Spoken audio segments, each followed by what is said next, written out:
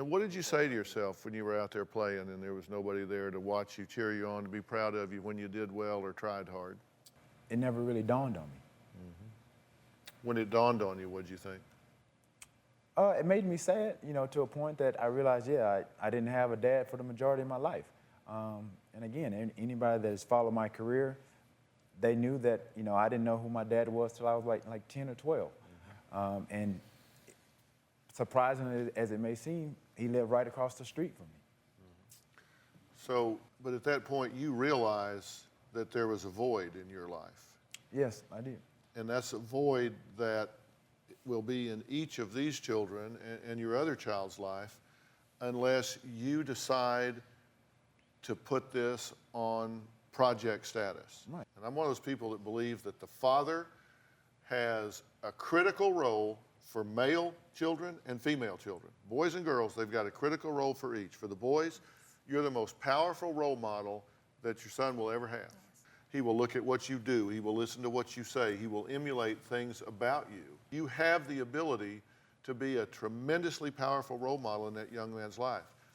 For your daughters, I can tell you that the more removed you are from them, the more vulnerable they are to get picked off by some guy taking advantage of them.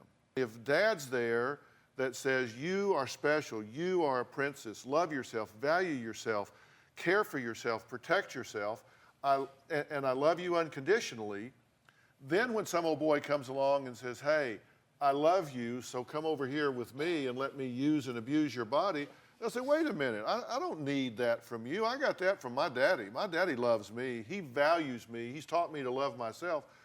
They're not going to be picked off by some guy. Those are messages that whether you feel they're received well or not, they need to hear. They need to get that from you.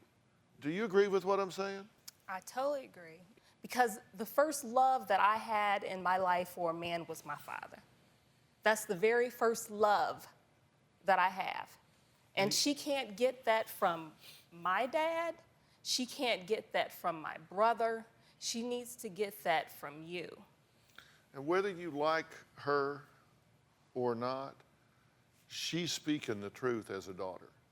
Now, you can question her motives, you can question everything else, but she's speaking the truth as a daughter. And that's what I want you to think about, because you have an opportunity, because it's not too late. You have an opportunity to say, look, these kids are not going to get caught up in the middle of this, and I'm going to tell the three of you something. If you do anything aggressively or passive aggressively or just whatever to block his relationship with his children, and you think, hey, I can do it because I've got control of them, they're with me, and I can say and do or keep them away, whatever, trust me, the day will come that will bite you in an ugly, ugly way. Yes, it will. Because the day will come where these kids get smart, they figure it out, and they say, my daddy wasn't in my life, and he could have done a better job, but my mother, she sure made it an uphill battle, and I resent her for that. If you do that, they will perceive that. They will pick that up. So you don't want to do that. And all of you guys need to sit down, and whatever the math is or isn't, I mean, you can't get blood out of a turnip. If he doesn't have the money, things are going to change. If he does, they won't at some point. But aside from the money, aside from the math, you guys need to stop these hostilities, because it's your child that's picking up the tab